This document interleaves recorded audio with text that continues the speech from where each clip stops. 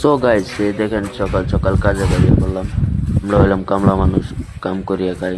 এই যে পিসের জায়গায় দেখতেছেন, এটা হচ্ছে আমাদের মকবুল ভাই। এখন দেখেন মশলা কাটা শুরু করে দিলাম। মশলা টসলা কাইটা মকবুল ভাইরে দিলাম ক্যামেরাম্যান। মশলা টসলা বানায় মশলা কষানো করলাম। মশলা টসলা তারপরে এসে দিয়া তারপরে এই যে উল্টা কুমি মারা শুরু করলাম এখন। এটা হয়েছে আমার খেপাচুদা মিস্ত্রি। এটা মিস্ত্রি না, মিস্ত্রির নামে একটা কলঙ্ক। দেখেন চুলবে রাখছে একটা ছাপড়ি।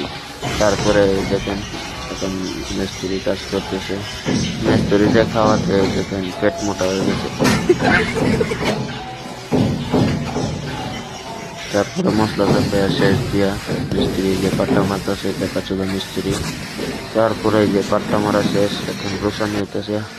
রোসায় টোসায় শেষ। বাইরে আজকের ব্লগটা এই পর্যন্তই শেষ।